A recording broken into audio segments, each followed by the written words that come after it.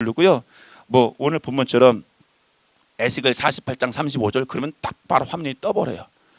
새 찬송가 320장 그러면요, 새 찬송가 320장이 그냥 떠버려요. 그냥 폰 안에서 인터넷에 연결돼 가지고 막 수없이 많은 전파 가운데 그게 막 날라오는 거지요. 여러분, 문자 보낼 때 손으로 막 찍으시지요. 얘는 말하면 지가 찍어져요. 사랑합니다 그러면 쫙 사랑합니다가 찍어져요. 대단한 시대예요. 막 뭐 무전기 기능도 있어 갖고요. 전화 연결 없이 그냥 인터넷상 우리 폰만 가지고 있어도요. 땅 꾹 누르고 아들 그러면 저쪽에서 서울에 있는 저희 아들이 네라고 대답을 해요. 무전기 기능이 있어요. 뭐 얼마나 안 보인다고 존재하지 않는 게 아니에요. 얼마나 많은 전파가 이 가운데도 지금 날아다니고 있는가 몰라요. 여러분, 우리 하나님은 언제나 우리와 함께 하고 계시는데요. 자, 오늘 우리가 에스겔서 말씀을 본문으로 삼았는데요. 에스겔은 크게 두 부분을 나눌 수 있는데요. 1장부터 32장까지는 하나님의 심판에 관한 말씀이 기록되어 있고 33장부터 48장까지는 하나님의 회복하심에 대해서 기록하고 있는데요. 먼저 1장부터 32장까지 말씀을 보면 하나님의 심판의 내용, 하나님의 거룩한 백성들인 이스라엘 백성들이 하나님을 섬기는 게 아니라 우상을 섬기는 거예요.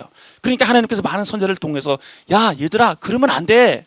하나님의 백성이 하나님을 섬겨야지. 니네 그럼 혼나. 수없이 많은 선지자를 보내고 선교자를 보내서 막 깨어붙이게 하는데도 얘네들이 깨닫지 못해요. 그래서 하나님께서 사랑의 회초리를 들으세요. 그래서 북이스라엘은요 아수르에 의해서 주전 722년에 멸망을 당하고요. 남유다는 아수르를 무너뜨린 바벨론에 의해서 세 차례 침공을 당했다가 주전 586년에 멸망을 당하게 되지요. 그러게 하나님께서 얘들아 말 들어라 그럴 때 말을 들어야 되는데 결국 말을 듣지 않고 이렇게 쫄딱 망하게 돼요. 이 하나님의 거룩한 도성이 이렇게 불탔을 때 얼마나 이게 마음이 아픈 일이에요. 그런데 아까 말씀드린 그 뒷부분 33장부터 48장까지는 하나님의 회복에 관한 말씀이 기록되어져 있어요. 그래서 이제 바벨론의 포로로 잡혀갔던 그들이 하나님의 때가 되었을 때에 하나님께서 회복의 역사를 이루시는데 바벨론의 포로에 있다가 70여 년 만에 다시금 예루살렘으로 돌아와서 그들이 농사도 짓고 도성도 회복하고 하는 그런 말씀들이 쭉 기록되어져 있어요. 그리고 이제 결론적으로 에스겔서 제일 마지막 절 말씀에 오늘 읽은 본문 말씀이 에스겔의 제일 마지막 그렇게 많은 어려움의 과정들을 회개 과정들을 쭉 거치고 난 다음에 마지막으로 고백한 거예요. 사방의 합계는 18,000짝이라 이것까지는 뭐 접어쳐도 되고요. 그날 후로는 그 성읍의 이름을 여호와 삼마라 하리라. 여호와 삼마. 여기 보면 여호와 삼마라고 했는데 삼마라고 하는 말은 there, 거기라고 하는 말이에요. 거기라는 말, there. 그래서 여호와 삼마라고 하는 말을 종합해서 얘기하면 여호와께서는 거기 계신다라고 하는 의미를 가지고 있어요. 그러니까 얘네들이요 처음에 그 아수르로 인해서 바벨론에서 핍박을 당하고요 전쟁을 해서 폐허를 당하고 개 끌려가고 예루살렘 성이 불탔을 때에 서로 생각하기에 하나님은 안 계시다. 하나님이 계시다면 이럴 수는 없다. 자기들이 잘못한 것은 생각하지 않고 하나님은 안 계시다라고 스스로 판단한 거야. 하나님이 계시다면 절대로 이럴 수가 없다. 하나님이 계시다면 어떻게 하나님의 도성이 불을 탈 수 있나? 절대로 그럴 수 없다라고 생각을 했어요. 그런데 하나님께서는 안 계신 것이 아니었다는 거죠. 그들과 함께 하셨고 오히려 그들을 온전한 모습으로 세우시는 과정 가운데서 이 모든 것을 만들어 가신 거예요. 어쩌면 에스겔서 1장부터 32장까지 기록된 이스라엘의 그 멸망의 과정 가운데서 그들이 스스로 생각했던 것처럼 어쩌면 여러분들의 사회 현장 가운데서 많은 어려움이 시각 다가오는데 때로는 그것이 너무너무 힘들어서 왜 선교 현장에는 나밖에 없나? 왜 우리 가정밖에 없지? 한국에 여러 가지 모습으로 도움의 요청을 해도 도대체 도와줄 기색도 없고 누가 하나 알아주는 사람도 없고 너무너무 힘들고 어렵게 느껴질 그럴 때가 있을 것입니다. 선교사를 하면서 그런 경험이 없었다면 그런 경험이 없는 선교사는 아마 없을 것입니다. 다 뭐 서로 말은 못해도요 한번 끄집어내기 시작하면 내가 받았던 상처들, 아픔들, 고통들, 외로움들, 고독함 이거 꺼내놓기 시작하면 뭐 한이 없죠. 뭐 예. 그래서 딱 여기서 한마디만 툭 터뜨리기 시작하면 한 사람이 울기 시작하고 한 사람 울기 시작하면 우리 다 울어야 돼요. 그러면 이제 또 후원하는 사람도 다 울어야 돼요. 많은 어려움, 고통 있잖아요. 근데 하나님께서 말씀하시는 거예요. 아니다. 너희 혼자 아니거든. 내가 거기 함께 있었거든. 하나님께서는 그렇게 말씀하고 있는 거예요. 여러분, 창세기 28장에 보면 우리가 잘 알고 있는 에서와 야곱의 이야기가 나와요. 야곱이 형으로부터 장자권을 빼앗지요. 그래도 야곱은 나름대로 하나님의 축복권의 계승권을 굉장히 사모하고 하나님의 일을 이루어가는 모습으로 그 일을 했어요. 그런데 자기에게 돌아온 것은 형이 죽이겠다는 협박 속에 집을 떠나 도망갈 수밖에 없는 처량한 현실, 그것이 자기에게 주어졌어요. 야곱이 얼마나 답답했겠어요. 나름대로는 어쨌든 신앙적으로 살기 위해서 어떻게 좀 물론 방법이 조금 얍삽하긴 했지만 그래도 내가 하나님의 축복권을 받아야 했다거나 간절한 열망 가운데 했었는데 그게 막 도망가는 거예요. 얼마나 그의 신세가 처량했겠어요. 내가 어쩌다 이렇게 됐나. 근데 하나님께서 환상 가운데 그에게 나타나셨어요. 꿈을 꾸는데요, 사닥 한 대 사닥다리가 내려오는데 천사가 막 오르락 내리락 하는 거예요. 그 끝에 보니까 하나님이 계세요. 그리고 하나님께서 야곱에게 이렇게 말씀하세요. 내가 너와 함께 있어. 내가 어디로 가든지 너를 지키며 너를 이끌어 이 땅으로 돌아오게 할지라. 내가 네게 허락한 것을 다시 이루기까지 내가 너를 떠나지 아니할 것이다. 이렇게 말씀해 주셨어요. 아멘이 되시나요? 야곱 얘도 아멘이 됐어요. 그러고 나서 야곱이 이렇게 고백을 합니다. 야곱이 잠이 깨어 이르되 여호와께서 과연 여기 계시거늘 내가 알지 못하였구나. 내가 혼자가 아니었구나. 내가 쫓겨다녀서 내가 광야에 있어서 나는 외롭다, 나는 혼자 있다, 쓸쓸하다, 나는 앞으로 아무것도 비전도 없다, 그렇게 생각을 했는데 아니었구나. 하나님께서 나와 함께 계셨구나. 야곱이 그것을 깨닫게 된 거예요. 그리고 고백하는 거예요. 과연 하나님께서 여기 계시거늘, 과연 하나님께서 여기 계시거늘.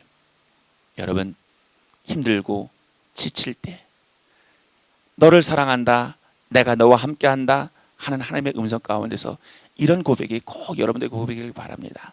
과연 하나님께서 나와 함께 계시는구나. 과연 하나님께서 나를 통해서 역사하시는구나. 과연 하나님께서 이 민족을 품고 계시는구나. 하나님께서 과연 이 민족을 품고 계시는구나. 이 고백이 꼭 있기를 바랍니다. 다니엘서 3장에 보면 다니엘의 세 친구가 나오지요. 사드락, 메삭, 아벳느고.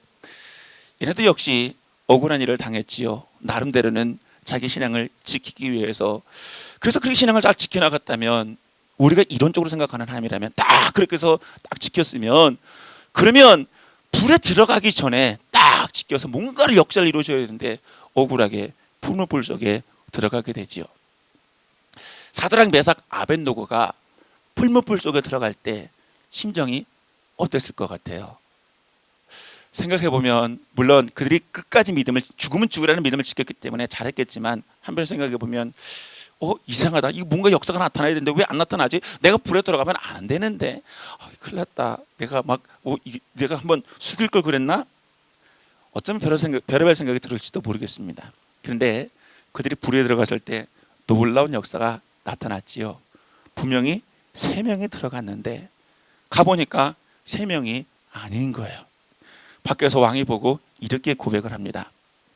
왕이 또 말하여 이르되 내가 보니 결박되지 아니한 4사람이 불 가운데 다니는데 상하지도 아니하고, 불에 들어가면 당장 타 죽어야 되는데 머리털 확 이제 타가야 되는데 타지도 않는 거야. 그래서 그가 고백하는 겁니다. 분명히 셋을 넣는데 4명이네. 저 한 명이 누구지?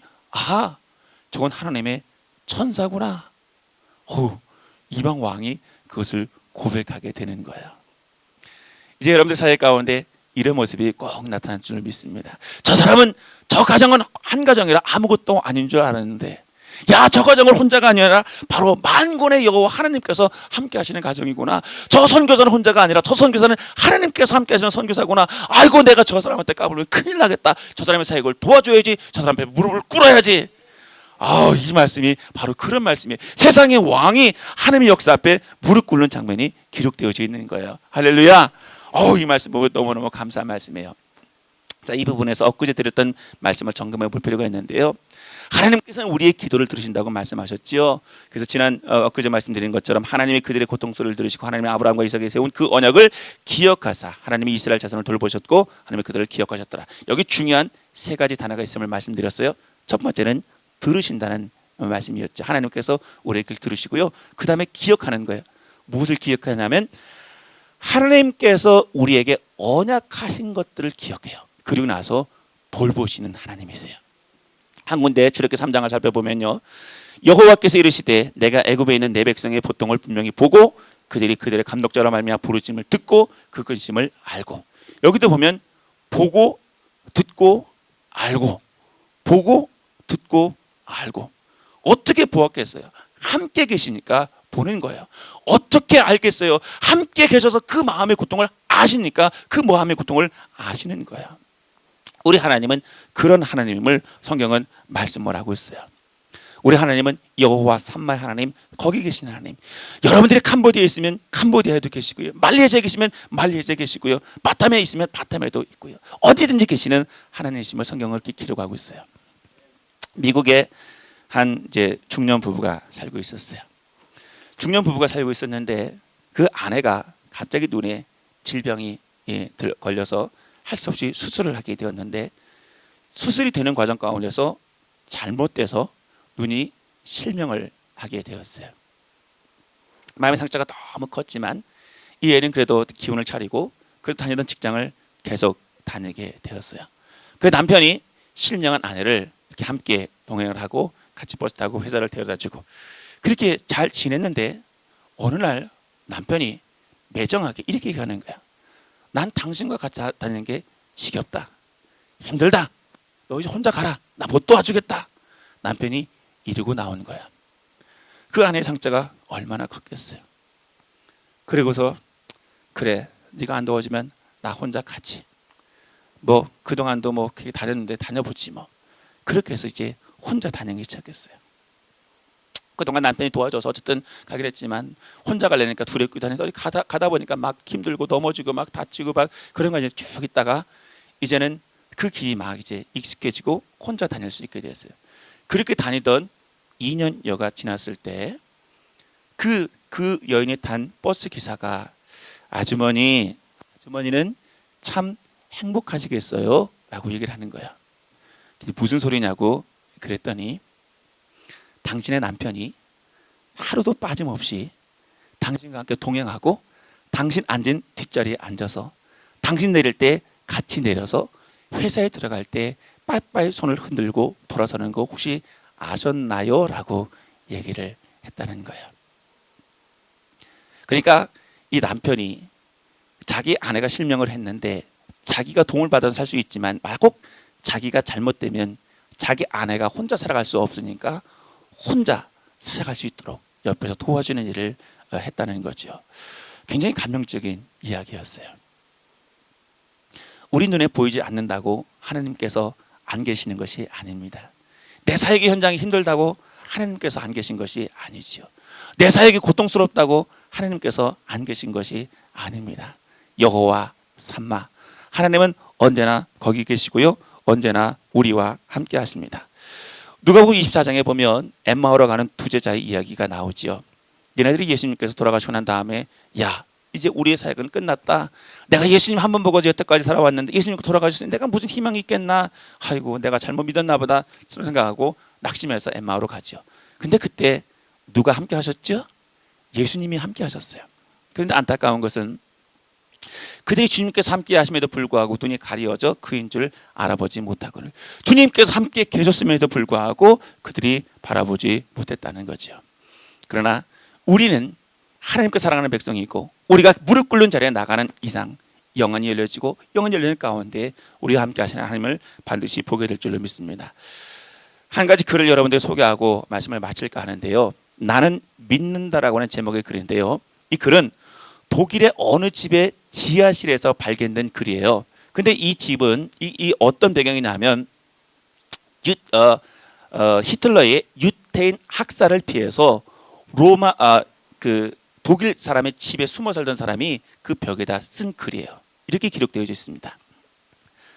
나는 태양이 빛나지 않을 때에도 태양이 있음을, 나는 사랑을 느끼지 못할 때에도 사랑이 있음을, 나는 침묵할 때에도 하나님이 계심을 믿는다. 이 사람이 그 뒤에 어떻게 되었는지는 알지 못합니다. 어쨌든 그 집에 이런 글이 있는데, 그렇죠 여러분, 하늘에 구름이 가득 껴서 해가 보이지 않는다고 해가 없는 것은 아니지요. 깜깜한 밤이라고 해가 없습니까? 해는 언제나 그 자리에 변하는 모습으로 함께 합니다. 내가 너무 갈급해서 사랑을 느끼지 못하고 한다고 해서 이 땅에 사랑이 없습니까? 아니지요. 하나님께서 침묵하고 계신다고 하나님께서 안 계신 것입니까? 아니지요. 우리 하나님은 언제나 거기 계시는 하나님, 언제나 우리와 함께 하시는 하나님, 그리고 언제나 우리를 좋은 길로 인도하시고 선한 것과 평안의 모습으로 이루어 가시는 하나님이십니다. 우리 사랑하는 모든 사모님 여러분, 또 선교사님 여러분, 여호와 삼마, 우리 하나님 언제나 거기 계신 하나님, 우리와 함께 하시는 하나님이십니다. 이제 여기서 막 모일 때는 막 힘이 났는데 가면 또 또 혼자네. 혼자가 아닙니다. 여러분 가정 혼자가 아닙니다. 우리 하나님께서 함께 하십니다. 주님과 동행하는 그런 발걸음으로 말미암아 여러분의 사역 현장에 언제나 주님께서 허락하시는 풍성하신 은혜가, 또 승리의 깃발의 역사가, 여호와 샬롬의 역사가 충만하게 되기를 주님의 이름으로 축원합니다. 기도하시겠습니다.